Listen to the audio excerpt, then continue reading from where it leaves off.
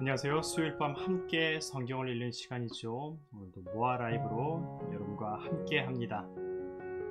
안녕하세요. 저는 모두의 교회를 소망하는 이목사이고요. 오늘 우리 함께 마가복음을 읽으면서 예수 그리스도의 생애와 복음을 묵상하는 시간 되었으면 좋겠습니다. 자, 오늘은 마가복음 15장의 말씀 우리 함께 읽게 될 텐데요. 우리가 마가복음을 읽을 시간도 이제 얼마 남지 않은 것 같습니다. 아마 이 정도 추세면 앞으로 한 3주 혹은 한 4주 정도의 시간이 될 것 같은데요.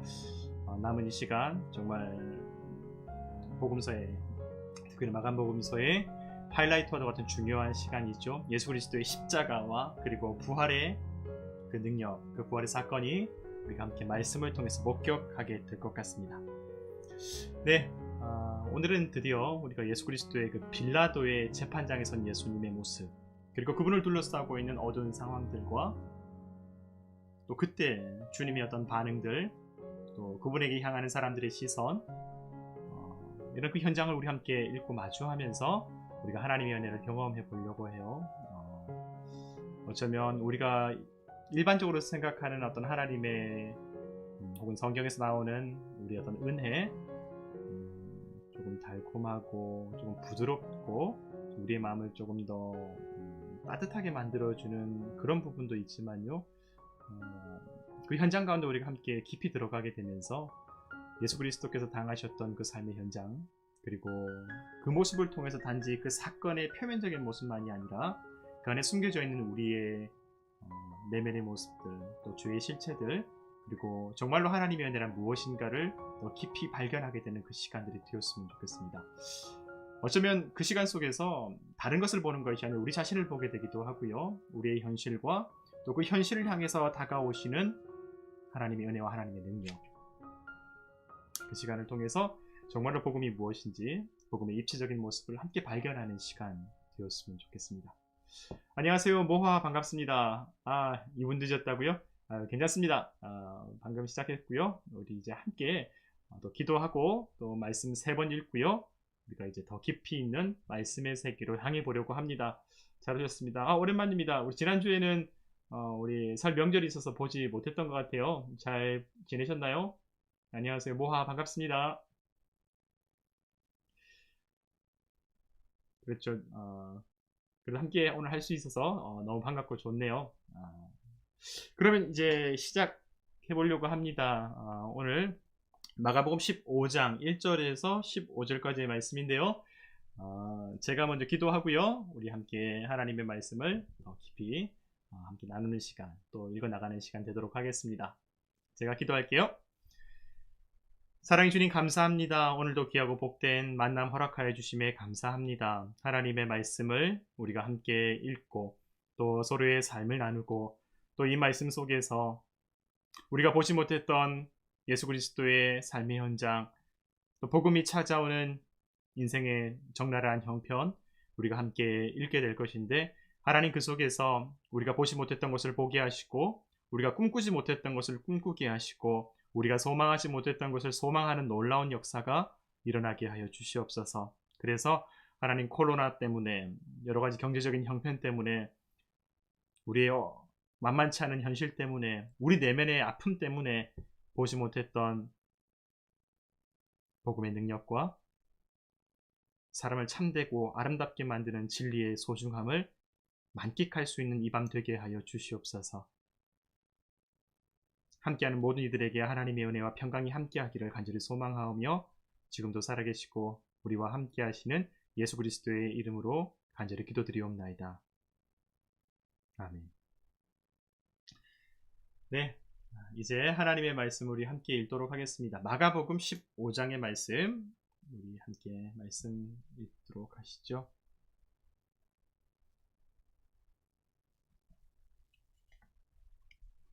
1절부터 15절까지 말씀 읽도록 하겠습니다.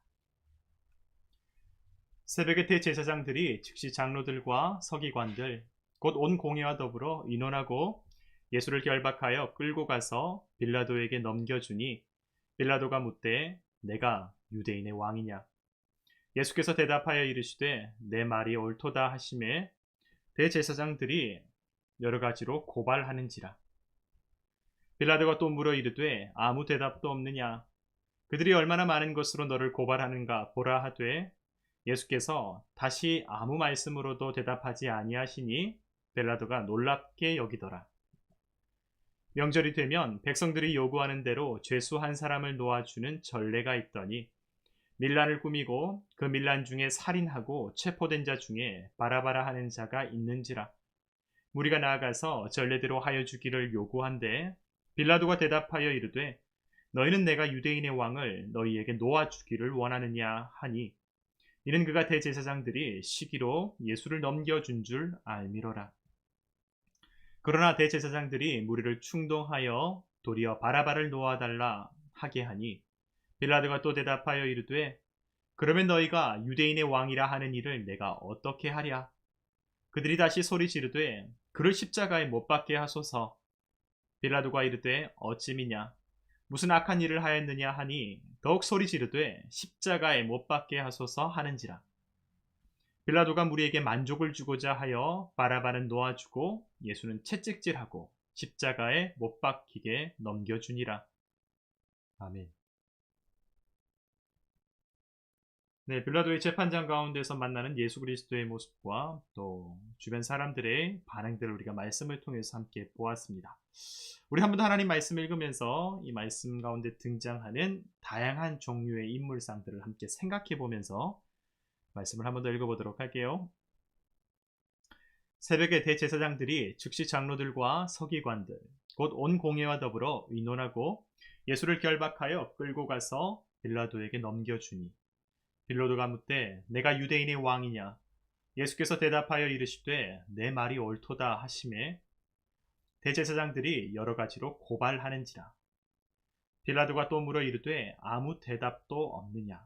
그들이 얼마나 많은 것으로 너를 고발하는가 보라 하되 예수께서 다시 아무 말씀으로도 대답하지 아니하시니 빌라도가 놀랍게 여기더라. 명절이 되면 백성들이 요구하는 대로 죄수 한 사람을 놓아주는 전례가 있더니 밀란을 꾸미고 그 밀란 중에 살인하고 체포된 자 중에 바라바라 하는 자가 있는지라. 무리가 나아가서 전례대로 하여 주기를 요구한대 빌라도가 대답하여 이르되 너희는 내가 유대인의 왕을 너희에게 놓아 주기를 원하느냐 하니 이는 그가 대제사장들이 시기로 예수를 넘겨준 줄 알미로라. 그러나 대제사장들이 무리를 충동하여 도리어 바라바를 놓아달라 하게 하니 빌라도가 또 대답하여 이르되 그러면 너희가 유대인의 왕이라 하는 일을 내가 어떻게 하랴. 그들이 다시 소리 지르되 그를 십자가에 못 박게 하소서. 빌라도가 이르되 어찌미냐 무슨 악한 일을 하였느냐 하니 더욱 소리 지르되 십자가에 못 박게 하소서 하는지라. 빌라도가 무리에게 만족을 주고자 하여 바라바는 놓아주고 예수는 채찍질하고 십자가에 못 박히게 넘겨주니라. 네, 마가복음 15장 1절에서 5절의 말씀입니다. 자, 이제 마지막으로 세 번째로 하나님 말씀 함께 읽도록 하겠습니다. 이 말씀을 읽으시면서 빌라도의 모습과 예수 그리스도의 모습과 또 주변을 둘러싸고 있는 사람들, 심지어는 바라바의 모습까지 함께 우리 머릿속으로 떠올려 가면서 함께 깊이 묵상해 나아가도록 하겠습니다. 새벽에 대제사장들이 즉시 장로들과 서기관들 곧 온 공회와 더불어 의논하고 예수를 결박하여 끌고 가서 빌라도에게 넘겨주니 빌라도가 묻되 내가 유대인의 왕이냐. 예수께서 대답하여 이르시되 내 말이 옳도다 하시매 대제사장들이 여러 가지로 고발하는지라. 빌라도가 또 물어 이르되 아무 대답도 없느냐.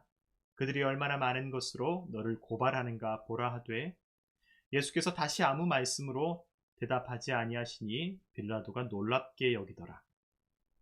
명절이 되면 백성들이 요구하는 대로 죄수 한 사람을 놓아주는 전례가 있더니 밀란을 꾸미고 그 밀란 중에 살인하고 체포된 자 중에 바라바라 하는 자가 있는지라.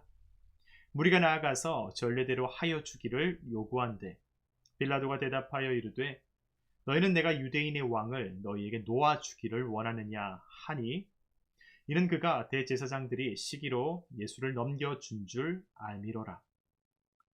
그러나 대제사장들이 무리를 충동하여 도리어 바라바를 놓아달라 하게 하니 빌라도가 또 대답하여 이르되 그러면 너희가 유대인의 왕이라 하는 이를 내가 어떻게 하랴. 그들이 다시 소리 지르되 그를 십자가에 못 박게 하소서. 빌라도가 이르되 어찌미냐 무슨 악한 일을 하였느냐 하니 더욱 소리 지르되 십자가에 못 박게 하소서 하는지라. 빌라도가 무리에게 만족을 주고자 하여 바라바는 놓아주고 예수는 채찍질하고 십자가에 못 박히게 넘겨주니라. 아멘.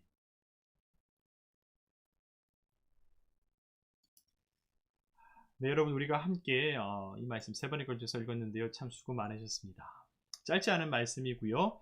우리에게 익숙한 어떤 이야기라고 해볼 수도 있겠지만 그래도 이 가운데 등장하고 있는 이 빌라도와 예수 그리스도의 어떤 대면하는 그 모습 그리고 주변을 둘러싸고 있는 이 상황들이 조금은 어떻게 표현할까요? 조금 어수선하게 느껴질 수도 있을 것 같습니다. 먼저 우리가 함께 말씀을 정돈해 보면요. 기본적으로 이 상황은 빌라도의 재판 이야기가 전개되는 상황 속에서 벌어지는 몇 개의 상황들 그리고 이 카메라의 포커스가 여러 곳을 이제 보여주고 있는 그런 방식으로 말씀이 우리 가운데 들려지게 되죠. 크게 단락으로 나누게 되면 두 개의 단락으로 구성이 되는데요. 하나는 처음 1절부터 5절까지 이 빌라도와 예수님께서 1대1로 문답하시는 그런 장면이 우리 가운데 보여지게 됩니다. 그리고 두 번째로는 조금 더 다양한 어떤 사람들의 어떤 표정이라고 할까요? 그런 다양한 모습들이 이 화면에 등장하게 됩니다. 6절부터 마지막 15절까지 빌라도가 이 군중 가운데서 새로운 제안을 하게 되면서 이 백성들의 그 얘기 가운데에서 뜻밖의 선택, 사실 생각하지 못했던 의외의 선택을 하게 되는 그 모습을 보면서 우리가 참 예수 그리스도의 십자가형을 언도받게 되는 그 상황 속에서 어떤 일이 벌어지게 되는지 또 어떤 사람들의 모습을 발견하게 되는지 참 우리가 여러 가지 마음속으로 조금 오묘한 느낌을 받게 되는 그 장면이 되는 것이죠. 여기서 우리가 잘 알고 있는 바라바라고 하는 이름도 등장하게 됩니다. 자, 여러분 오늘 이 말씀 읽으면서요, 우리가 3번에 걸쳐서 이 말씀을 읽었는데 어떠셨어요?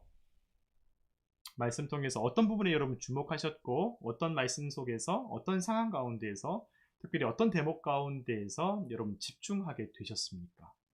여러분 저는 특별히 오늘의 사실 이모저모로 구체적으로 우리 가운데 좀 주목을 끌게 만드는 부분들이 많잖아요.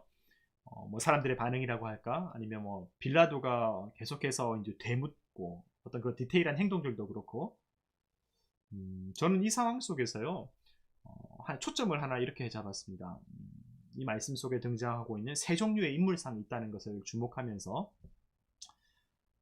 그 인물들이 사실 한 개인이긴 하지만 그 개인들이 우리에게 시사하고 의미하는 바가 있다고 저는 되게 다가왔었거든요. 이 말씀을 읽고 묵상하면서 가장 먼저는 이 재판의 한복판에 계시는 예수 그리스도께서 이 재판 가운데 어떻게 행동하시고 반응하시는지 그분의 어떤 모습, 그분의 모습을 주시하면서 말씀을 읽었고요. 또 한편으로는 이 재판을 이끌고 있는 빌라도라고 하는 한 사람의 모습도 보이지 않겠습니까? 그의 모습, 그의 말, 그에게 주목해서 또 함께 말씀을 읽어나가면 더 풍성한 시간이 될 것 같고요. 그리고 세 번째로는 이 주변을 둘러싸고 있는 누구입니까? 이 백성들, 군중들이 있죠. 그들의 어떤 모습들을 보면서 참 우리가 말씀을 묵상하는데 참 귀한 계기가 될 것 같아요. 그리고 좀 하나 덧붙이자면 이 상황을 조용히 한마디도 없는데 한 사람 있죠. 잠복해 있는 한 사람 바라바의 모습 있죠. 조용히 이 흐름을 편승해서 이 시대의 조리가 어떻게 흘러가는지를 보면서 자신의 안위를 결정짓게 되는 이 바라바의 모습도 보이게 됩니다. 우리가 이 등장인물 한 사람 한 사람만이 아니라요 예수 그리스도, 이 빌라도 그리고 이 군중들을 통해서 우리의 삶에서 경험되는 나 자신일 수도 있고 여러 개의 어떤 교회의 모습이 될 수도 있겠고 사회인들의 모습이 될 수도 있겠죠. 다양한 인물상들을 함께 생각해보는 계기가 되었으면 좋겠습니다. 이런 상황 속에서 예수께서는 어떻게 행동하셨는가? 주님이 응답하시는 방식, 주님이 우리에게 말씀하시는 그런 모습들, 거기 우리가 초점을 볼 수도 있겠죠. 또 빌라도와 같은 사람은 어떻게 행동하는가? 댓글을 달아주셨는데요.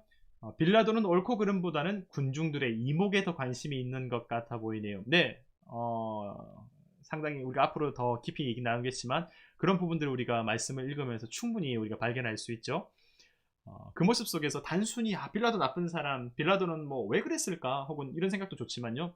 그 모습 속에서 우리의 삶 속에서 경험될 수 있는 나 자신의 모습과 또 우리 주변에서 경험하는 이런 만남들, 그 속에서 우리는 어떻게 반응하고 그 반응을 이끌어내는 우리 안의 중심, 우리의 생각, 그리고 말씀, 그리고 신앙은, 믿음은 우리에게 어떤 의미를 차지하고 있는지를 함께 돌아볼 수 있는 계기가 되었으면 좋겠습니다. 자, 이제 구체적인 신앙과 삶의 현실이 이 말씀을 통해서 새롭게 변화되게 되는 좋은 기회가 되었으면 좋겠고요. 이제 구체적으로 말씀을 함께 살펴보도록 하겠습니다. 화면의 본문이 그렇군요. 이 부분을 제가 지난주 본문을 수정을 못했군요. 그러면 이 부분은 제가 오늘 잠깐 꺼두도록 하겠습니다. 오늘 약간 꺼놓도록 할게요. 좋은 지적 감사합니다. 저희 디테일한 부분 너무 감사드리고요. 자, 혹시 다른 분들 모르셔도 괜찮습니다. 네, 챙겨주셔서 감사드리고요. 자, 그러면 우리 말씀 1절부터 한번 다시 말씀 함께 읽어나가도록 하겠습니다. 자, 1절부터 말씀을 함께 보면요. 자, 시작이 이렇습니다. 1절 말씀에 보면요.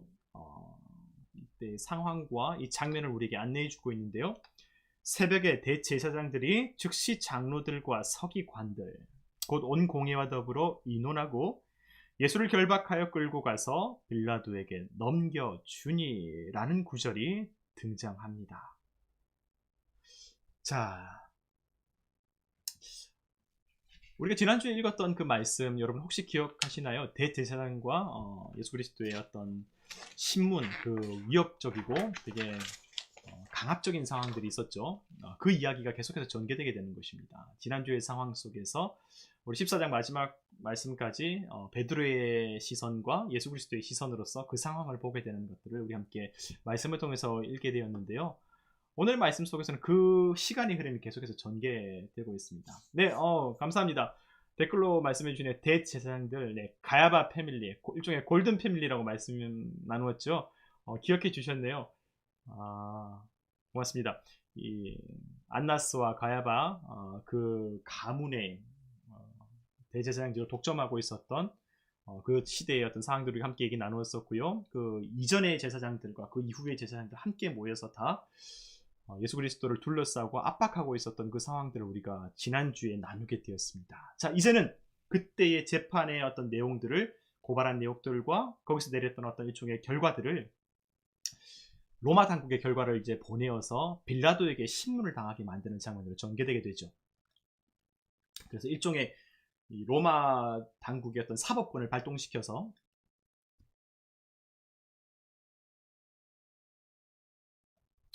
거기서 어떤 좀 강제력을 행사할 수 있도록 이제 구체적인 과정을 절차를 밟게 되는 겁니다. 그런 말씀 통해서 우리 오늘 빌라도의 재판 가운데에서 어떤 문답이 오고 가는지를 함께 살펴보도록 할게요. 자, 말씀 다시 한번 보면요. 2절에 이렇습니다. 빌라도가 묻되 내가 유대인의 왕이냐? 예수께서 대답하여 이르시되 내 말이 옳도다 하시매. 그러자 이제 3절 말씀 가운데 대제사장들이 여러 가지로 고발하는지라 라고 하는 구절이 기록되어 있죠.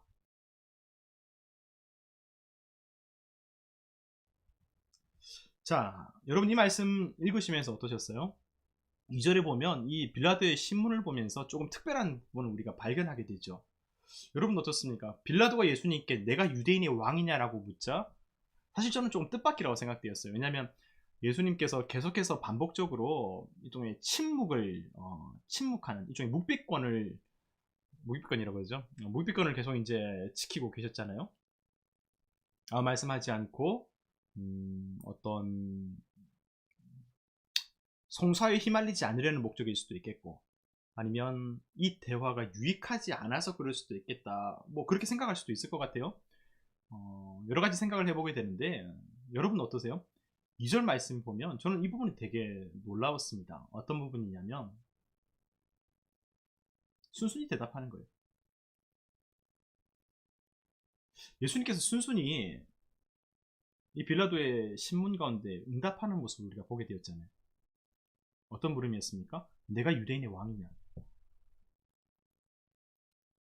그러니까 예수님께서 내 말이 옳도다. 바로 수긍하시는 거예요. 그런데 3절부터 나오는 대화는 조금 결이 다릅니다. 여러 가지로 고발했던 내용들, 빌라도가 그 내역을 가지고 다시금 되물었을 때에 예수님께서 어떻게 반응하시죠? 아무 대답도 없습니다. 다시 묵비권을 발동하셔서 아무리 물어보아도 또 하다못해 당신의 어떤 무죄함을 주지하라고 무죄함을 밝혀내라고 또 회유할 수도 있었겠죠. 하지만 어떠한 대답에도 예수님의 대답이 들려지는 구석이 없습니다. 생각해보면 묘한 장면입니다. 왜냐하면 이러한 패턴이 계속해서 반복되고 있거든요. 물어도 대답 없는 그 모습. 우리가 지난주의 말씀 속에서도 대제사장의 신문 가운데서 예수님께서 대답하지 않은 모습을 우리가 발견했거든요.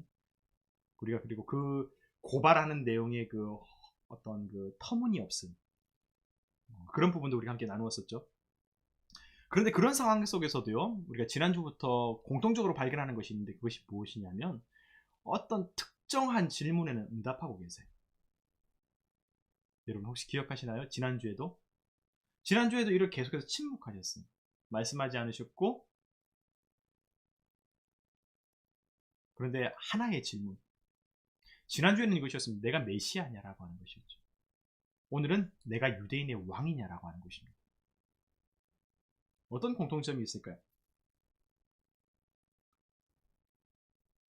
여러분 어떤 공통점이 있을까요? 내가 메시아냐, 내가 유대인의 왕이냐.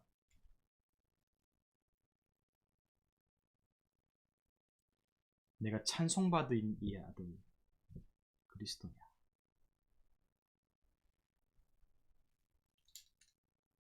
왕의 위엄? 어떤 왕으로서의 피피님 정체를 묻는 질문인가요? 저도 그렇게 생각합니다. 언제 예수 그리스도께서 반응하시고 언제 예수 그리스도께서 응답하셨는가 물어보고 생각해 본다면 예수 그리스도가 누구인지 그분의 정체성을 물을 때 주님 그것을 응답하셨습니다. 여러분 우리는 어떤 방식으로 예수님과 대화를 시작하십니까? 어떤 방식으로 기도하는데 익숙하십니까? 어떤 방식으로 예수님의 뜻을 묻고 어떤 방식으로 주님과 교제하고 소통하고 관계하려고 하십니까?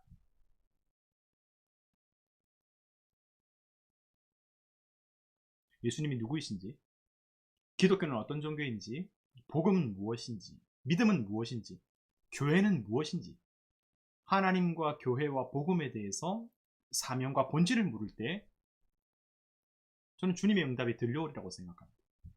물론 그 과정 가운데에서 그 가운데 어려운 여러 가지의 어떤 상황들과 우여곡절은 분명히 있겠죠.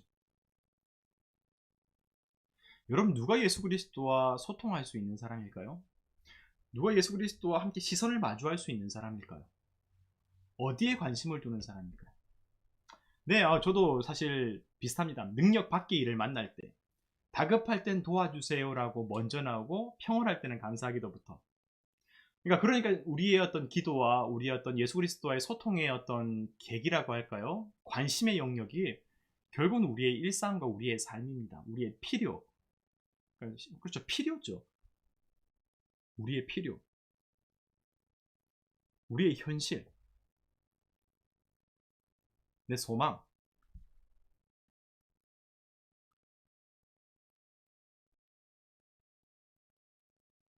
그러다가 혹시 내 기도가 이루어지지 않게 되고 내 상황이 바뀌어지지 않고 내 필요가 해결되지 않게 되면 주님은 왜 이렇게 침묵하실까? 왜 내 기도를 듣지 않으시는 것 같을까?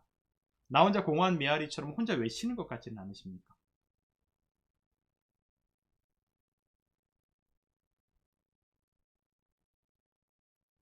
여러분 물론 어린아이를 돌보시는 아버지의 마음으로요 우리의 믿음이 연약할 때 연소할 때 부족할 때 하나님께서 그 어루만져 주시는 그 아버지의 손길로 우리의 어떤 필요 우리의 어떤 도움을 구하는 모든 제목들 그 부분들을 다 감싸 안아 주시고 응답해 주시는 하나님의 모습도 우리 가운데 보여주십니다.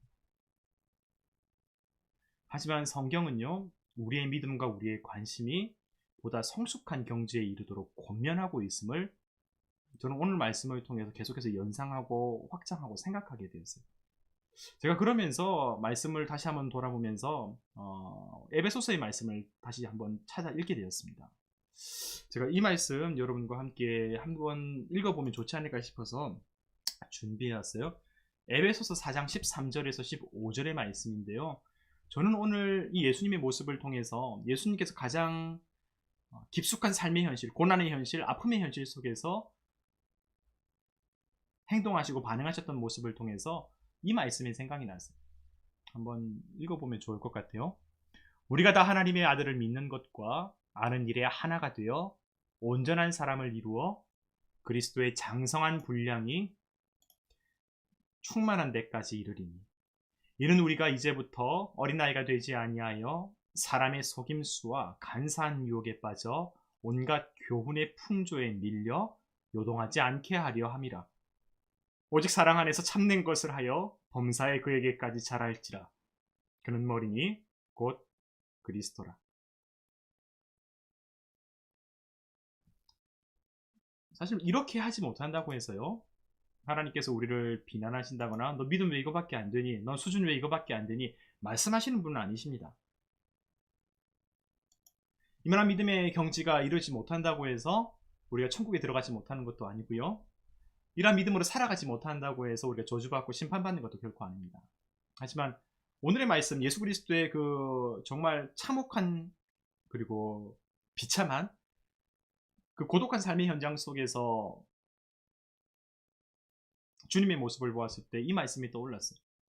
우리는 그분과 함께 시선을 마주하며 살아갈 수 있는 인생인가? 아니면 항상 그분에게 매달려서 그분 십자가에 매달려 죽기까지 고통당하시고 계신데도 그분에게 필요만을 얘기하는 존재인가?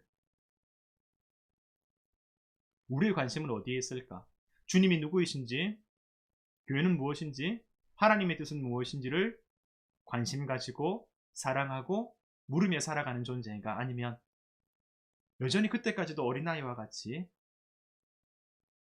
그리스도의 삶과 십자가의 의미는 관심 가지지 못하고 살아가는 존재인가? 여러분, 우리의 현실은 이 에베소서의 말씀처럼요, 유혹과 욕심이 우리의 믿음조차도 뒤바꿔놓는 현실입니다. 또 온갖 적절하게 잡다하게 섞여 있는 교훈의 풍조에 밀려서 하나님에 대한, 예수 그리스도의 십자가와 희생의 삶에 대한, 사랑의 삶에 대한 그 믿음의 길조차도 이런저런 걸로 다 뒤섞여서 희미해지고 퇴색되는 것이 우리의 일상 아니겠습니까? 여러분, 저는 오늘의 말씀 읽으면서요, 예수 그리스도께서 딱 하나, 이 정말 그 재판과 그 정말 그 가시밭길 위에 서 있는 것 같은 그 긴장감 속에서도 하나 붙잡고 있는 모습을 느끼게 되었어요. 그리스도께서는 누구이십니까? 주님은 무엇을 위해 이 땅에 오셨고, 삶이 끝나는 그 순간 딱 하나만 할 수 있고 딱 하나만에 집중해야 된다면 어디에 집중해야 되는 것인가? 주님의 반응, 주님의 모습을 통해서 그 하나 발견하게 됐습니다. 예수 그리스도는 누구이십니까? 주님은 왜 이 땅에 오셨고 왜 십자가를 지셨고 아버지의 뜻에 순종하셨는가? 믿는 것과 아는 일에 하나가 되어 온전한 사람을 이루는 것. 에베소서의 말씀처럼. 그리고 오늘 우리 시대의 믿음은, 그리고 교회는 왜 존재하는 것인가? 자, 그 물음을 가지고 오늘의 말씀을 계속해서 읽어 나갔으면 좋겠습니다. 그리고 주님의 응답과 복음의 능력을 오늘 이 시간 함께 발견할 수 있으면 더할 나위 없이 정말 귀한 시간이 되겠죠. 네, 그러면 두 번째 장면으로 이제 넘어가면서 이제 더 빌라도의 재판 가운데서 일어났었던 구체적이고 더 정말 강렬한 그 상황 가운데 함께 들어가 보도록 할게요. 자, 6절부터 15절까지 빌라도가 새로운 제안을 이제 백성들에게 내놓으면서 벌어지게 되는 일들입니다. 자, 이 말씀 6절부터 이제 읽어 나가게 될 텐데, 사실 우리가 세 번 읽으면서 이미 이 내용의 전반에 대해서는 우리가 익숙하게 이미 다 숙지하고 있는 상황이라고 감히 한번 생각해 봅니다. 자, 여러분, 빌라도에 대해서 오늘 말씀을 읽으면서 어떤 인상을 얻게 되셨습니까? 혹시 이전부터 가지고 있었던 빌라도에 대한 인상도 괜찮고요. 오늘 이 말씀을 읽으면서 겪게 되었던 빌라도에 대한 이미지, 인상 혹은 발견하게 된 새로운 지식이나 뭐 이전에 여러분이 가지고 계셨던 빌라도에 대한 여러 가지 견해들도 괜찮습니다. 함께 잠깐 나누면서 빌라도에 관한 어떤 말씀을 통해서 경험하게 된 그 모습들을 함께 한번 얘기를 나누면 어떨까 싶은데요. 여러분 어떠셨습니까? 빌라도, 여러분에게는 빌라도가 어떤 사람입니까?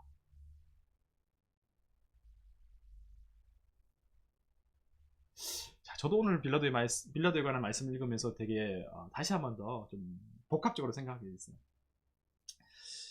사실 저는 개인적으로 이 빌라도의 뭐 마가복음만이 아니라 뭐 마태복음도 있었고 여러 가지 있었잖아요.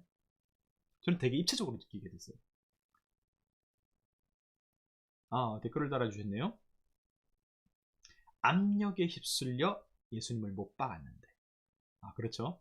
어떤 주변의 사람들이 어떤 빌라도의 아까 우리가 말씀 읽은 것처럼 빌라도가 너희가 유대인의 왕이라고 했었던 이 예수를 십자가에 못 박으려고 하느냐? 왜 그러느냐? 나는 죄를 찾지 못하겠다고 하는 그 표현들을 계속해서 하게 되는데 사람들이 어떤 묻지도 따지지도 않고 설명하지도 않고 감정적으로 격렬하게 바라바를 살려주라고 얘기하면서 예수님이 결국 십자가 처형을 받게 되시는 거잖아요. 네, 압력이 휩쓸려 예수님을 십자가에 못 박았는데 기독교 제1의 악당이 되어서 억울할 것 같은 느낌. 그렇죠. 그래요. 그런 인상을 충분히 받을 만합니다. 사실 마가복음만이 아니라 마태복음과 누가복음, 요한복음에도 등장하는데 거기 보면 마치 빌라도를 변호하는 것처럼 빌라도가 계속해서 예수 그리스도의 무죄함을 밝혀내려고 애를 쓰는 것 같은 그 뉘앙스를 상당히 발견할 수 있거든요. 마가복음보다 훨씬 더 적극적으로 애를 쓰는 모습이 등장하게 돼요. 요전에 이슬람, 유대교, 기독교에 대한 유튜브 영상 찾아보다가 빌라도에서 알게 된 사실이 있어요. 말씀해 주세요 한번. 어떤 새로운 사실을 알게 되셨나요? 네, 어떤 내용을 발견하셨습니까? 빌라도.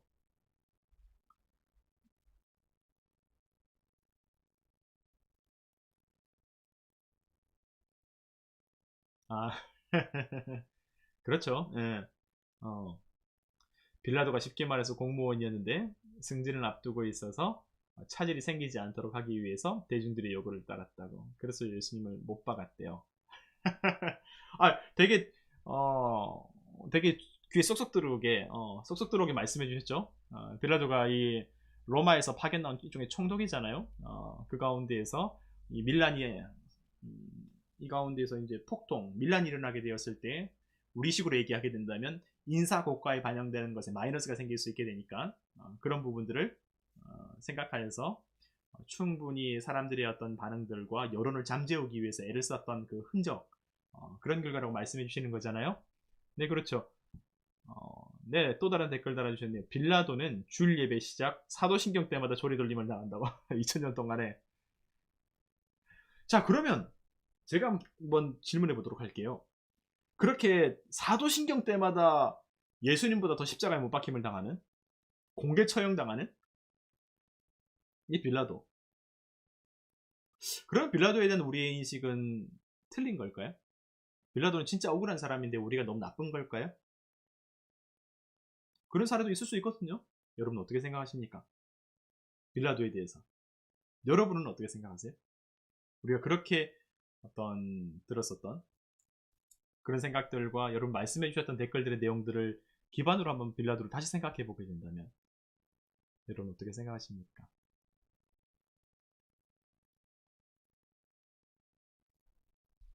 진짜 우리가 빌라도를 재조명해야 된다. 사실 그는 그런 나쁜 사람이 아니다. 진짜 억울한 사람이다. 그런 분도 분명히 계시겠죠? 그렇지 않을까요? 왜냐하면 사실 제가 어릴 적에 10대에서 한 20대 초중반 정도까지 그때는 진짜요 빌라도에 대한 대단한 안타까운 마음만 갖고 있었습니다. 어떤 생각을 갖고 있었냐면요 이 빌라도가 아마 여러분이 댓글로 달아주신 것과 상당히 흡사하지 않을까 생각하는데요 본인의 소신을 발휘하지 못하는 상황과는 놓여 있구나 그런 생각을 했었어요. 자신이 알고 있는 어떤 지식, 자신이 알고 있었던 어떤 사실관계, 그런 부분들이 주장하지 못하고 펼쳐내지 못하는 주변의 어떤 압박감, 어떤 무게감, 압력들, 무형의 여러 가지. 아까 말씀하셨던 뭐 쉽게 말해 공무원이었는데 승진을 앞두고 있어서 차질이 생기지 않도록 하기. 뭐 그런 부분도 여러 가지 압박감이나 부담감일 수도 있겠죠. 왜 우리가 직장 생활하면서 그런 일 겪을 수 있잖아요.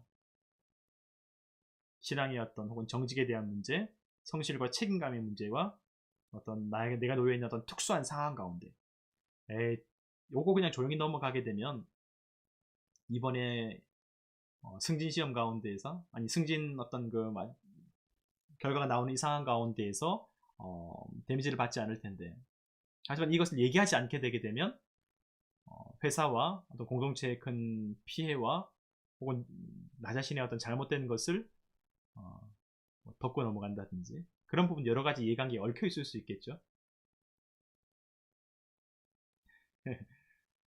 피피님 그 부분은 그렇죠. 댓글을 달아주신 누가복음에 보면 이 사건으로 정치적 이득을 챙겼다는 시각도 있더라고요. 헤롯과 원수했는데 베푼 먹었다. 그렇죠. 헤롯과 원수 사이였지만 이때 서로가 예수 그리스도를 통해서 서로의 어떤 견해가 일치되는 시간들을 통해서 일종의 정치적 러닝메이트를 얻게 되게 되는 그런 효과도, 그런 부수적인 효과도 경험하게 되었던 것이 빌라도가 이 결정을 내리게 된 배경과 또 결과이기도 했었죠. 그러니까 나중에 조금 얘기하겠지만 어떤 선택과 그 결과에 있어서 단순히 어떤 개인적인 마음과 사실관계를 넘어선 여러 가지의 배경과 이해관계조차도 함께 있다는 것이 우리가 살아가면서 경험하게 되는 어떤 선택의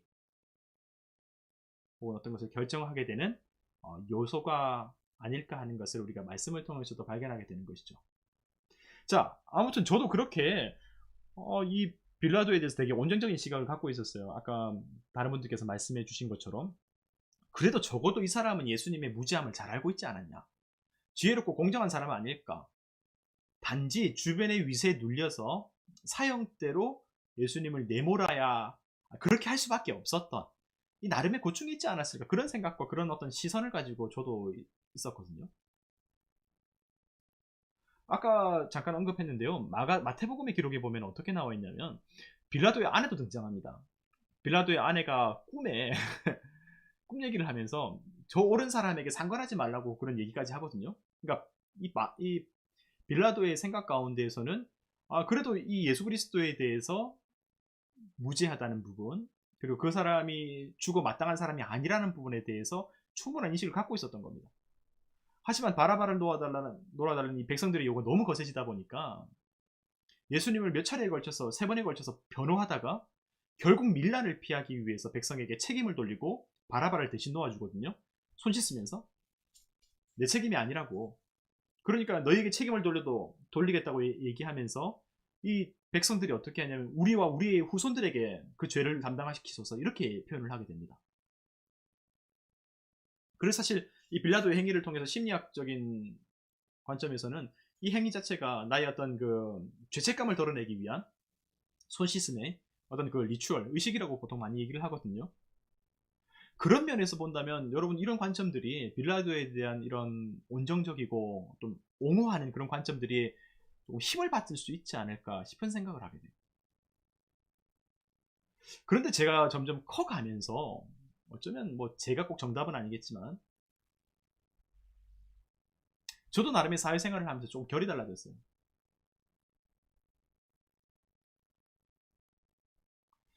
어떤 부분이냐면 옛날에는 빌라도에게 정말 힘들었겠다, 되게 난처했겠다 라는 생각이 조금 강했었는데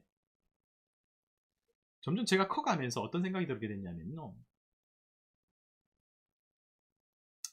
일종의 피해자 코스프레라고 표현해야 될까요? 정확한지는 모르겠습니다. 난처한 사람의 행세, 그런 인상이 좀 커졌어요. 왜냐하면요, 분명히 무게가 무거운 사실이에요. 부담이 큰 것도 사실이에요. 그런데 여러분, 그 자리는 누가 시킨 게 아니에요. 아무도 안 하려고 하는데 억지로 그 자리를 감당하는 게 아니에요. 빌라도에게는 빌라도만이 감당해야 되는 책임과 선택권이 있는 거예요. 안타까워할 수 있는 배경과 상황은 있을 수 있어요. 하지만 그럼에도 불구하고 어떤 선택에는 결과가 따르고 거기에 대한 책임이 필요한 거예요. 그 선택을 통해서 내가 이득을 얻을 수도 있어요. 그 선택을 통해서 내가 피해를 얻을 수도 있어요. 실제로 빌라도는 이 일들을 통해서 자기에게 유리하고 안전한 이득을 얻게 되었죠. 여러분, 제가 목회자의 한 사람으로서 한 개인이 경험할 수 있는 어떤 어려움들과 부담감, 그런 부분을 가리켜서 신앙의 관점으로 케어하고 돌봐줄 수 있는, 위로해 줄 수 있는, 그리고 그렇게 해야 되는 역할은 분명히 많습니다. 아마도 제가 교회 가운데 여러 가지 어떤 만남 속에서 이런 난처한 상황을 겪고 있는 직장인들 혹은 중간 관리자를 만나게 된다면 그런 방식으로 많이 위로하고 그 얘기를 많이 들어주는 방식으로 제가 함께 하지 않을까 생각해요. 하지만 그럼에도 불구하고요, 우리는 이 사회를 함께 살아가고 있는 이 사회 구성원으로서 우리 스스로가 감당해야 될 책임과 역할을 등한시할 수가 없습니다. 결국 빌라도는요, 그의 결정으로 예수님을 십자가에 못 박았습니다. 그가 선택하지 않았더라면, 그가 자신의 손해와 피해를 감수했더라면, 자기가 믿고 있는 진실의 실체에 대해서 그 소신을 지켰더라면,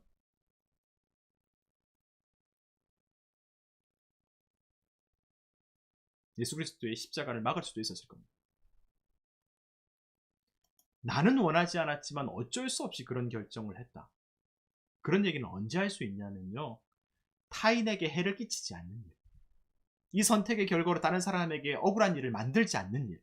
뭐 예를 들면 저녁 식사로 내가 돈가스를 먹을까 떡볶이를 먹을까, 당신이 내게 얘기해주면 나는 정말 사실 돈가스 먹고 싶었는데 주변 사람이 자꾸 떡볶이 먹자 그래서 결국 어쩔 수 없이 떡볶이 먹게 되었어. 이런 일은 괜찮습니다. 근데 이건 지금 그런 일이 아니에요. 우리의 직장생활도 그렇고 우리 사회생활도 마찬가지입니다.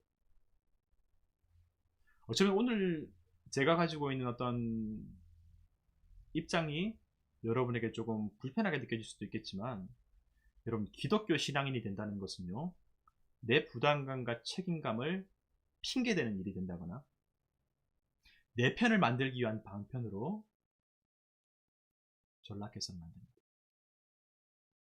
우리가 정말 기독교 신앙인이라고 한다면 자신의 무책임하고 비겁한 결정으로 예수 그리스도를 죽음에 내몰았던 이런 인간상들을, 이러한 인간의 인물상들을 우리 안에서 스스로 경계해야 되지 않겠습니까? 누군가의 불성실함과 비겁함과 무책임함으로 세월호가 침몰하였고요, 어린아이들과 수많은 생명들이 희생을 당했습니다. 여전히 우리 주변에도요, 그와 종류는 다르지만 또 다른 의미의, 또 다른 모습의 일들 가운데에서 자신의 책임을 등한시했었던 비겁함, 불성실함, 그 속에서 나의 이득과 나의 안전을 챙기려고 했었던 수많은 중간 관리자들의 활동들로 인해서 자신은 안전해졌죠. 자신은 이익을 챙길 수도 있었겠죠. 그날의 헤롯과 결탁하여서 정치적 러닝메이트를 얻게 되었으니까요. 밀란을 잠재우게 되면서 그의 리더십을 인정받았으니까요. 자기에게 손해받을 일들을 하지 않게 되었으니까요. 하지만 그렇게 우리가 살아가게 되면서 큰 거대한 악만이 아니라 우리가 얼마나 많은 부조리하고 악한 일들이 성행하는 사회를 살아가고 있습니다. 나는 그렇게 생각하지 않지만, 나는 그렇지 않지만, 그게 정답이 아닌 것은, 그게 진실이 아닌 것은 알고 있지만 그래도 어쩔 수 없었다. 어쩔 수 없었다. 이것만으로 괜찮은 걸까요? 여러분, 기독교 신앙은요, 어려웠지, 힘들었지, 괜찮아 라고 말할 때가 있습니다. 그러나 그 일로 인해서 누군가가 슬픔을 당하고, 누군가가 억울한 일을 당하고, 누군가가 부조리하고 고통스러운 일을 당하게 된다면 그 일을 행한 이에게 너도 힘들었겠지 라고 얘기하는 것이 아니라, 그런 우리의 삶이, 그런 우리의 부족함이 예수 그리스도를 십자가에 못 박게 했다. 내가 예수 그리스도를 십자가에 못 박아 죽게 했던 것처럼 이 사회 가운데에서 누군가의 아픔, 누군가의 인생의 대못을 받게 했다. 그렇게 고백하고 회개하고 통회하고 자성하면서 그 길을 돌이킬 수 있도록 말씀을 다시 돌아보고 다시 기도하고 다시 삶을 돌아보게 만드는 것이 참된 복음의 종교 아니겠습니까? 그런 종교가 기독교가 되어야 되고, 교회가 그 복음의 그 가치를 잃지 않을 때에 종교는 세상을 어지럽히는 종교가 아니라 세상을 참되고 밝게 만들고 진리로 새로워지게 만드는 진짜 살아있는 복음의 종교가 되는 것 아니겠습니까? 그게 오늘 우리가 예수 그리스도의 삶의 모습 가운데 발견하게 되는 기독교 신앙의 영성 아니겠습니까? 여러분, 빌라도 지혜로웠거든요. 영특했거든요. 노련했거든요. 다른 얘기로 하면요, 영악해서 사회생활 끝판왕처럼 정말 잘했습니다. 괜히 총독이 된 게 아니었어요. 똑똑해서 분위기 휩섞이지 않고요, 진실을 가려낼 수 있는 지혜에 있었어요. 다른 사람들 다 선동당하고 있을 때 그렇게 많은 고발력 다 가지고 와도 뭐가 뭔지 알고 있었어요. 판별할 수 있었어요. 근데도 결코 자기가 손해보는 일은 하지 않아요. 이게 정치인들입니다. 이게 정치인입니다.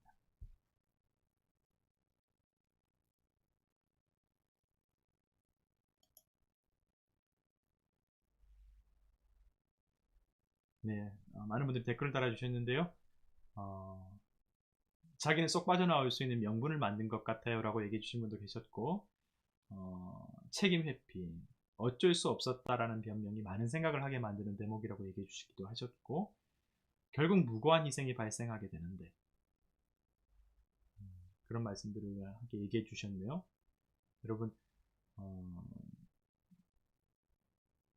사실 제가 청년들과 혹은 3, 40대 직장 생활을 하시는 집사님들을 마주했을 때 사실 속상했었던 점 몇 가지가 있는데요.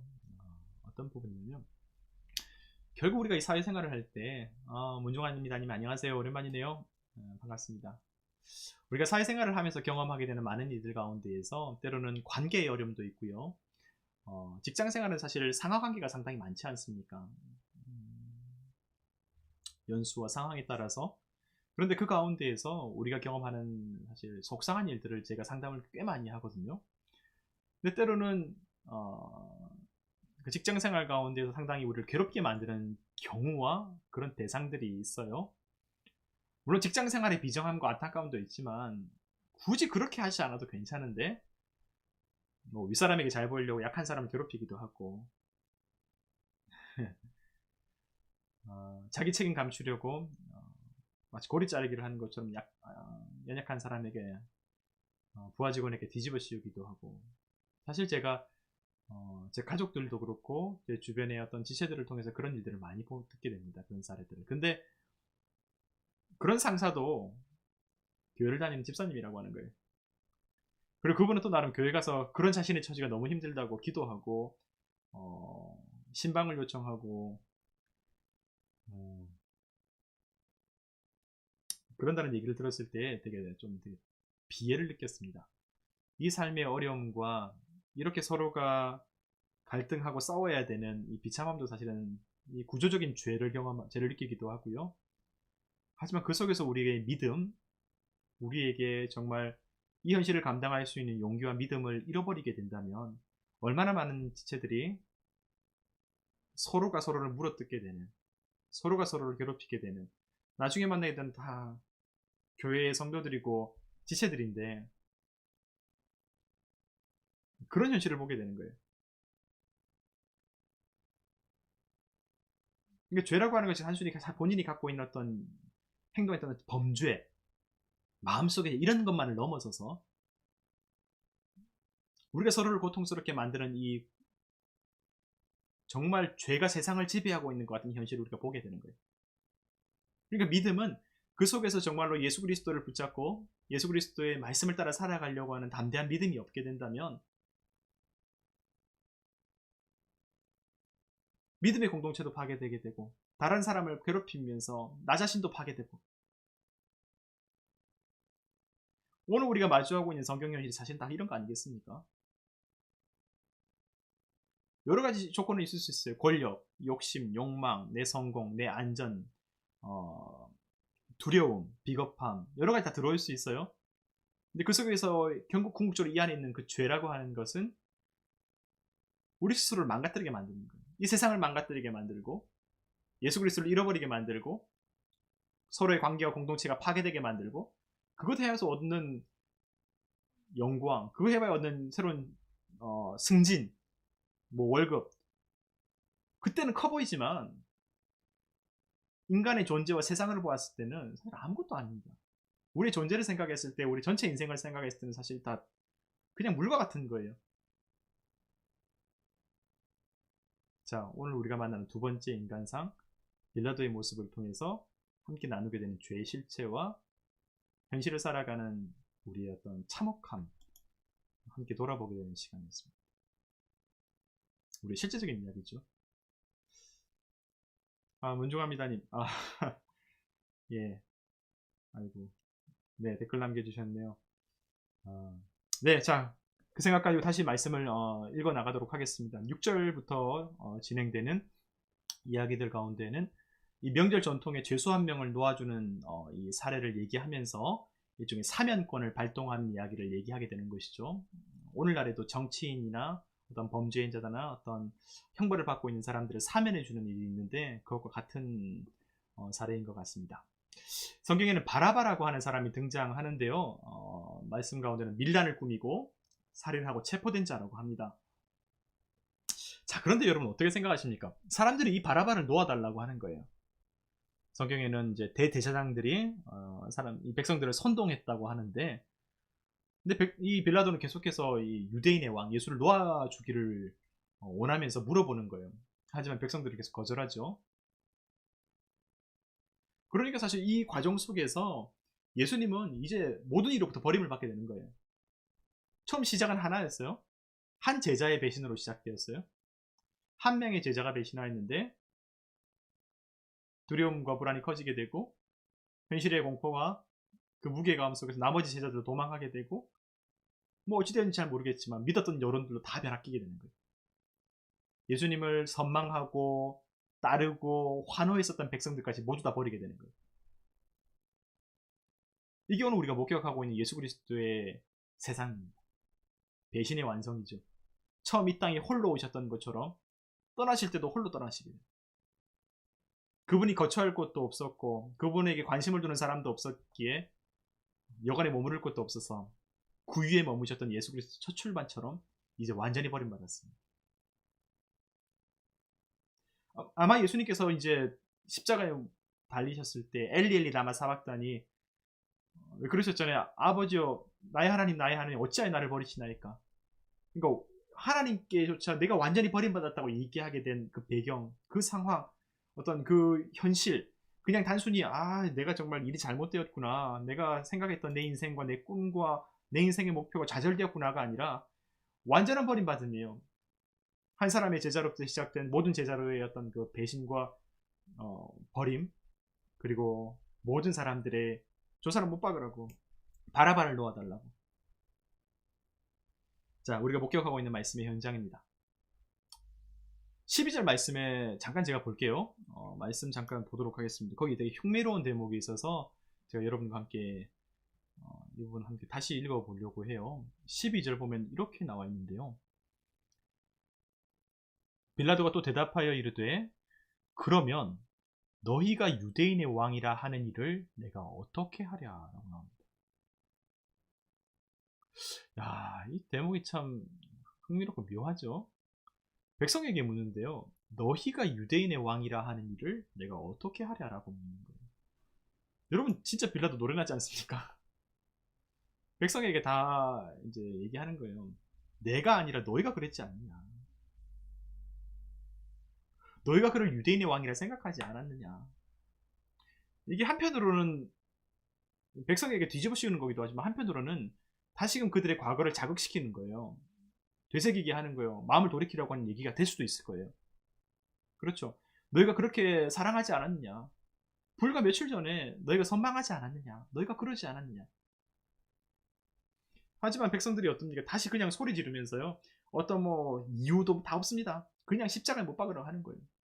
빌라도가 무슨 악한 일 했냐고 물어도 덮어놓고 십자가에 못 박으라고 하는 거예요. 진짜 광기예요, 광기. 이 군중들이 마치 성난 것처럼 엄청 지금 감정적으로 대하고 있어요.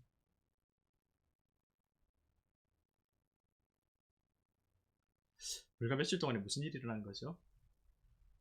지난번 얘기했던 것처럼 악은 정말 성실하죠.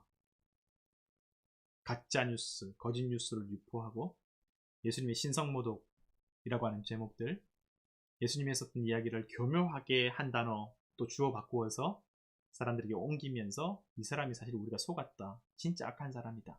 진짜 못되고 도덕적으로 문제가 있는 사람이다. 진짜 하나님 앞에 죄인이다. 라고 만들 수 있도록 선동했었던 모습도 우리가 보았지 않습니까? 결국 예수께서는 십자가에 오르시게 되고요. 바라바라고 하는 사람이 풀려나게 됩니다.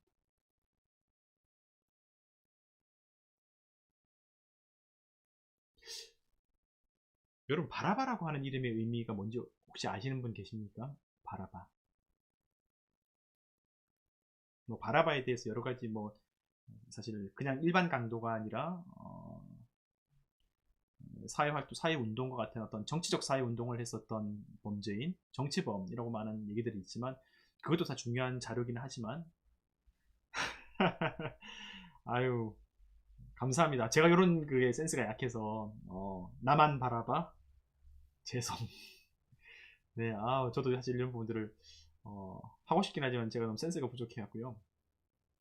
이 바라바라고 하는 이름의 의미가 뭐냐? 합성어입니다. 이 바라바가 바르라고 하는 단어랑 아빠, 아바라고 하는 단어가 합쳐져 있는 거예요. 그래서 바르아바, 바라바라고 하는 거예요.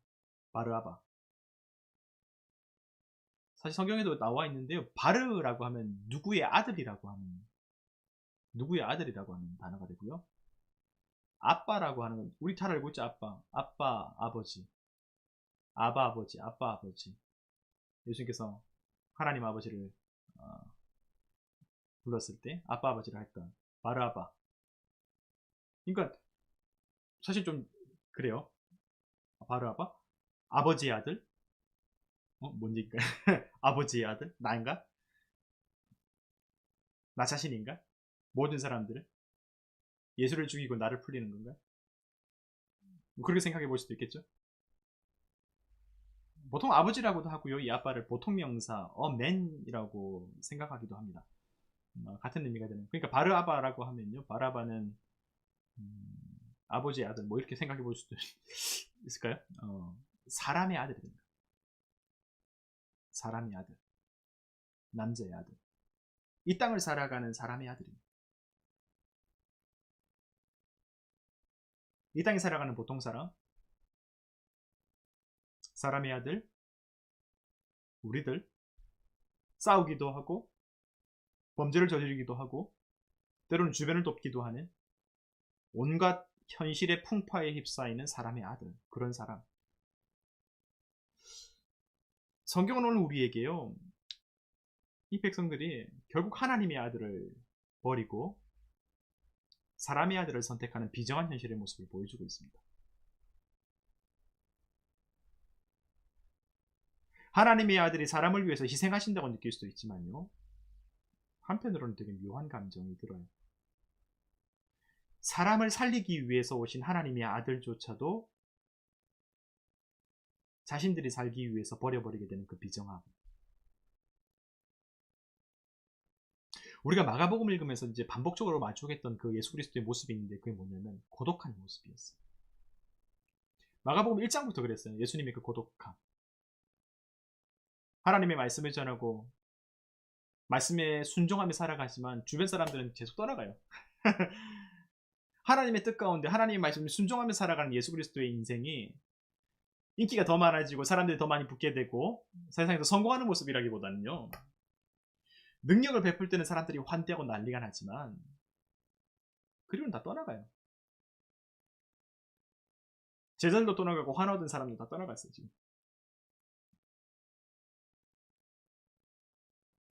하나님의 아들조차도 사람의 아들을 위해서 버리게 되는 상황입니다.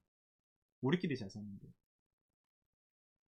하나님 없이도 우리끼리 잘 살면 돼요. 끼리끼리. 기득권은 부자들만 갖고 있는 게 아닙니다. 인간의 죄성은 항상 우리 모두에게 있습니다. 하나님 없이 우리들의 세계에서 나를 만족시킬 우리의 신을 만들어내는 것. 여러분, 교회 안에서도 이런 일들을 얼마나 많이 경험합니까? 일종의 희생양이라고 하는 단어가 바로 이것을 적나라하게 표현해주고 있는 거예요. 예수 그리스도의 희생하시는 그 사랑의 삶, 예수 그리스도의 자발적인 희생과 이 세상을 위해서 자신의 모든 것을 아낌없이 내어주신 그 사랑을 생각했을 때는 귀하고 아름다운 것이지만, 우리의 안전과 우리를 지키기 위해서 누군가를 희생양으로 만드는 그 일이 되게 될 때에 우리는 얼마나 큰 비참함과 쓰라림을 느끼게 됩니까? 내가 만약 교회 안에서 나만 봉사해야 되는 봉사는 아름다운 것이고 자발적일 때 위대한 힘을 갖고 있는데, 봉사라고 하는 이름의 명목으로 남들은 아무도 하지 않고 너 혼자 네가 했으니까, 너밖에 할 사람 없으니까 너가 해. 직장에서도 마찬가지죠. 누가 하겠어? 너가 해야지. 너가 총대 매야 돼. 자발적으로 그 일을 사랑과 소신과 하나님의 뜻에 순종하는 믿음 가지고 했을 때는 그것이 아름답고 고귀한 일이 되지만, 자신들의 안전과 손해보지 않는 마음 가운데에서 힘이 약하고 누군가를 한 명 표적 삼아서 희생양을 만들게 될 때의 그 비참함, 우리가 사회생활과 신앙생활하는 교회 안에서조차도 경험하게 되죠. 여러분, 제가 왜 이런 말씀을 계속 나누고 있냐면요, 예수 그리스도의 십자가에 담겨져 있는, 그분의 죽음 가운데 담겨져 있는 정말 치욕적이고 속상하고 악하고 지저분한 죄의 속성들을 우리가 목격해야 합니다. 십자가가 무엇인지를 제대로 볼 수 있어야 합니다. 그냥 단지 내가 좀 고통 힘들고 내가 뭐 준비하다가 잘 안 된 게 십자가가 아니고요, 내가 정말 하나님의 사랑과 하나님의 말씀과 하나님의 뜻대로 살아가기 위해서 나 자신을 다 드렸는데도 불구하고 내 존재와 나의 삶이 이렇게 내동댕이 침을 받게 되게 되는, 정말 억울하고 가슴 아프고, 내 믿음이, 내 삶이, 내 헌신과 내 순종이 이 사람들에게 이렇게 여기짐을 당한단 말이야. 십자가는 분노할 만한 일입니다. 십자가는 정말 절망적인 겁니다.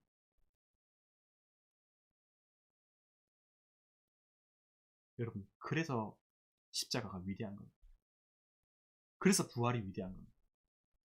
여러분, 예수 그리스도의 부활은요, 단순히 정의가 승리했다는 게 아니에요. 멋있는 게 아니에요. 그 사람이 잘 인내하고 사랑으로 잘 품어서 결국 승리하시고 세상을 바꾸어냈다, 이게 아닙니다. 단순히 선이 악을 물리쳤다가 아니에요.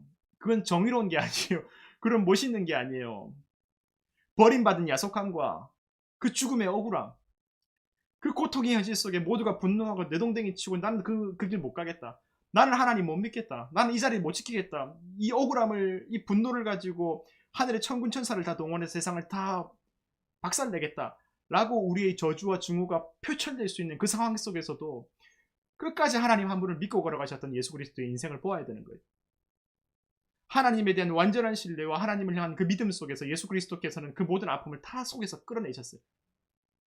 그렇게 살아가는 어머니가 있고, 그렇게 살아가는 이름 모를 한 빛과 소금과 같은 한 사람이 있고, 그렇게 예수 그리스도를 닮아가는 한 사람 한 사람이 이 사회 가운데도 분명히 있습니다. 부활은요, 그 믿음의 삶에 다가온 하나님의 놀라운 은혜입니다. 빌립보서 2장 14절의 말씀 가운데 우리에게 말씀해 주시잖아요. 그러므로 하나님이 그를 지극히 높여, 그러므로 하나님이 그를 지극히 높여 모든 이름 위에 뛰어난 이름을 주사. 여러분, 기독교가 부활을 빼놓을 수 없는 이유가 여기 있습니다. 우리에게 부활의 신앙이 필요한 이유가 여기에 있습니다. 이것이 교회가 부활의 신앙을 전하는 이유이고, 말씀이 우리의 인생을 변화시킨다고 말하는 이유가 되는 것입니다. 단순히 그냥 힘들고 조금만 견뎌내면 부활의 시간이 찾아올 거야, 이런 게 아닙니다. 그 정말 억울한 속에서도 하나님의 말씀과 진리를 살아내고자 하는 그 순종, 하나님이 살아계시다고 하는 그 믿음, 나는 끝까지 선으로 악을 이기시는 하나님의 능력을 믿는다고 고백하는 그 믿음, 다 토해내고 싶은 그 억울함을 가지고 하나님의 선하심을 포기하지 않는 그 인생, 하나님의 부활의 능력이 그 인생 가운데 반드시 찾아옵니다. 우리가 그것을 믿고 살아가고, 그래서 복음이 우리의 삶 가운데 희망이 되는 것이고 능력이 되는 것이고요, 이 예수 그리스도를 믿는 그 믿음, 그 믿음의 삶이 세상을 바꿔내는 힘이 되는 겁니다. 단순히 내가 과격하고 막 말 많이 하고 내가 대단한 어떤 그 영향력을 갖고 있어서가 아니라 하나님의 능력이 나의 이 부족하고 어두운 인생 속에서 새롭게 하시고 빛을 주시고 그 속에서 무기력한 자가 아무것도 없는 자가 세상의 대단한 사람들을 부끄럽게 만드시는 하나님의 능력, 죽음의 깊은 골짜기만큼 위대한 부활의 능력과 은혜, 그 아름다움이 이 세상을 새롭게 합니다. 우리의 인생을 새롭게 하고 우리를 순간의 세계를 넘어 부활과 영생의 삶을 살아가게 만듭니다. 여러분, 그 복음이, 그 부활의 능력이 모든 죽어가는 인생들과 오늘 나의 삶, 믿음의 삶을 탄식하며 살아가는 혹시 우리 가운데에도 찾아왔으면 좋겠습니다. 십자가와 부활은 하찮은 것이 아닙니다. 정말 위대한 것입니다. 정말 위대한 것입니다. 그 십자가의 삶과 부활의 능력이 있기에 죽어가는 인생이 살아나고 가정이 살아나고 세상이 살아납니다. 여러분의 삶도 그런 인생이 되시기를 축복합니다.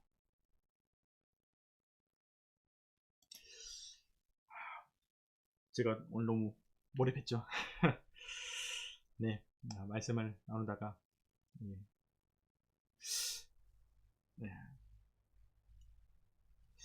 네, 마지막 구절 잠깐 함께 읽고 사실 오늘 시간에 마무리를 하려고 하는데요.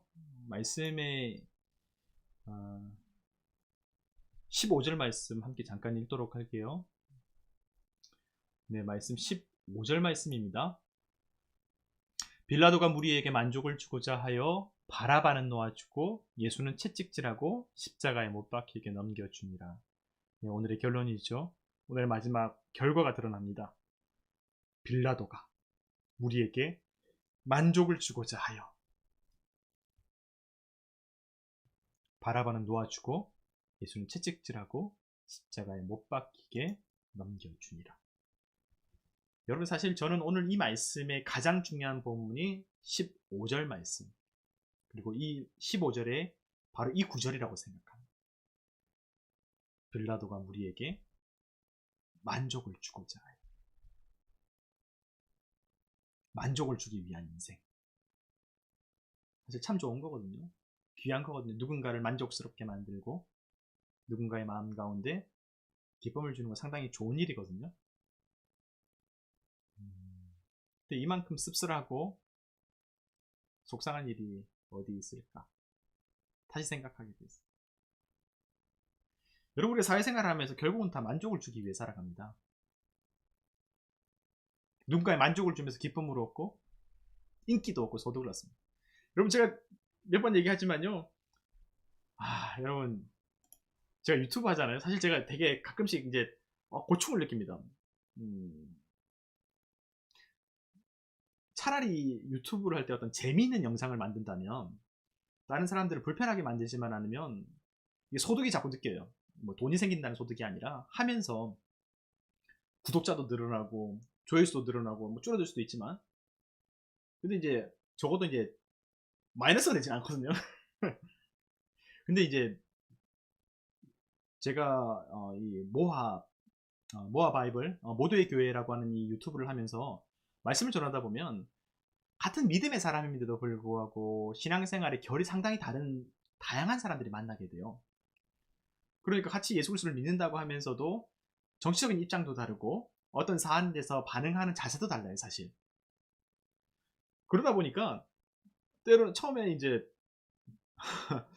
처음에 어떤 그 영상 가운데 어떤 그 말씀을 함께 나누는 영상 속에서 여러 가지 댓글을 남겨주시는 분들이 계세요. 너무 좋았다고 말씀해 주시는 분들, 그리고 이렇게 함께 교감하고 저에게 메시지를 주시는 분들 계시거든요.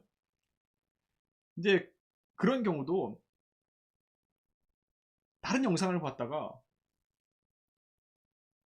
구독을 많이 끊어버려요. 이 사람이 이런 사람일 줄이야. 이 사람이 알고 보니까 이상한 사람이었네. 아니, 무슨 지금 교회가 이렇게 힘든 상황 가운데 자꾸 비대면 예배를 하자고 그래. 뭐 이런 얘기들이 오는 겁니다. 다른 사람에게 불만족을 주지 않기 위해서 애써야 되는 시대가 왔죠. 어떻게든 누군가의 만족이 되고자 힘쓰고요.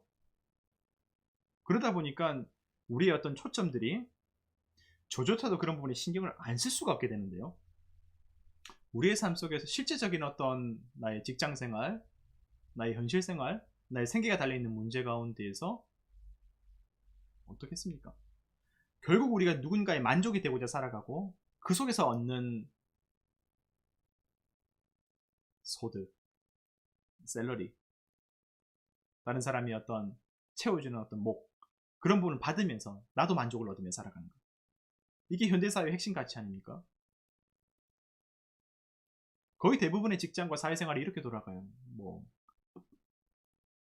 유튜버만이 아니라 제가 예를 들어서 그냥 얘기한 것 뿐이지만 심지어는 목회자와 종교인도 마찬가지.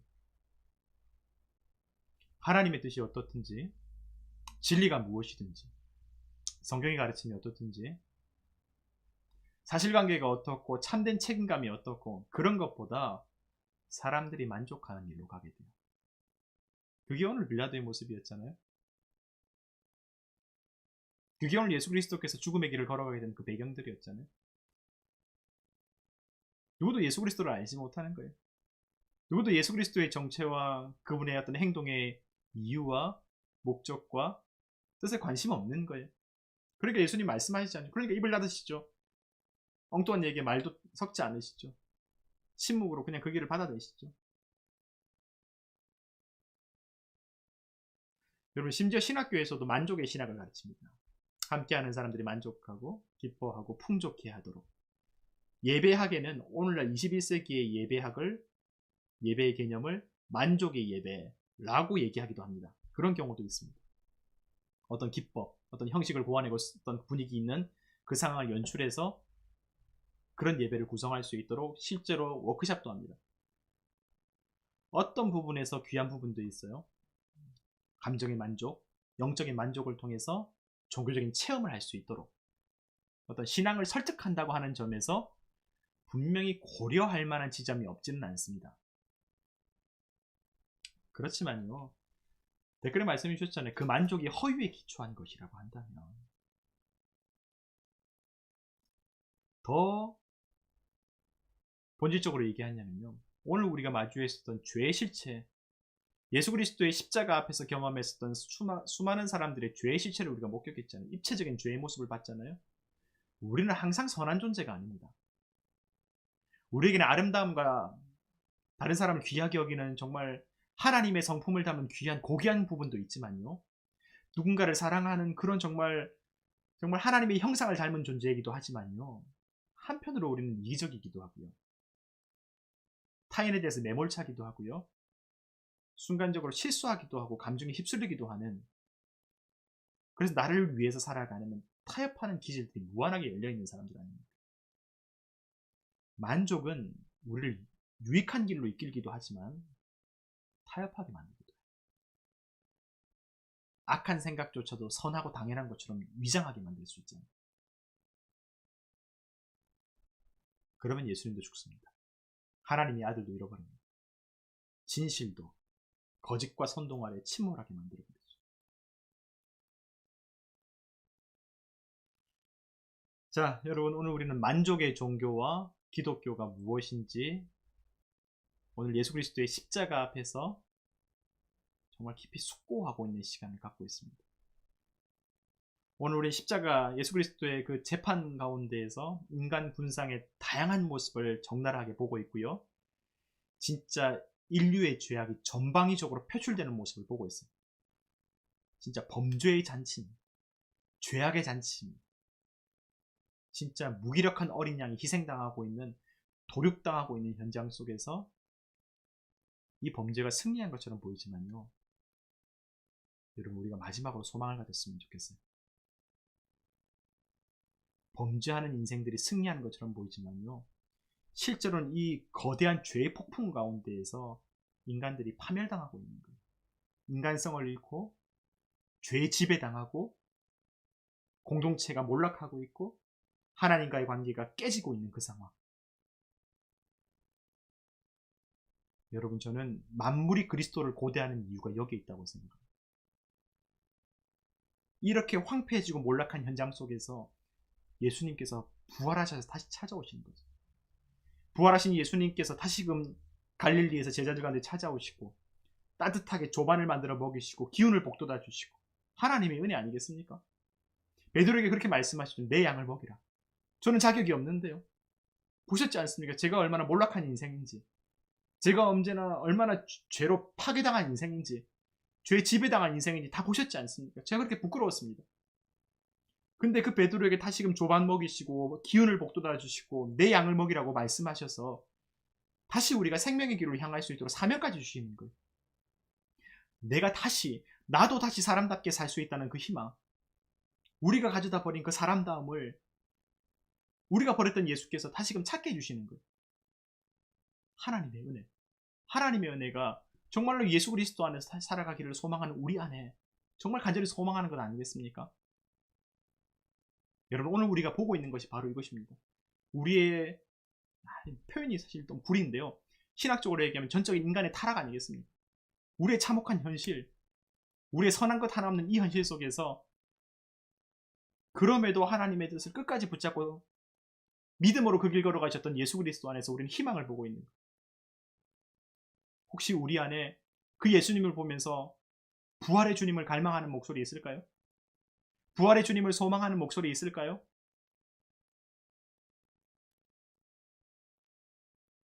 그 주님 반드시 찾아올 거라고 저는 믿습니다. 그 부활의 주님께서 오늘 저희에게 찾아올 거라고 믿습니다. 그 은혜가요, 우리 모두에게 있기를 소망합니다. 만족의 종교에 젖어들지 말고요. 나 괜찮아. 예배가 즐거워야지.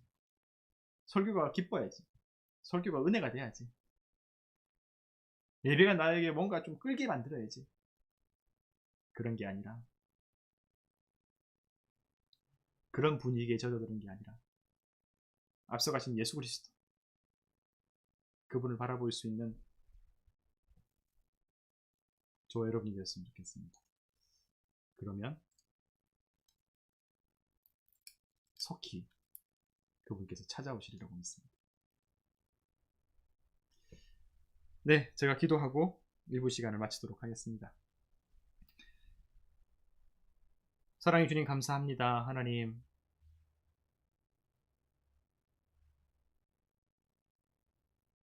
우리가 불평했던 삶, 우리가 고통스러워했었던 삶, 그런 우리가 입장과 위치가 바뀌었을 때 예수 그리스도와 또 주님같이 보내신 작은 한 사람을 향해서 우리가 보내었던,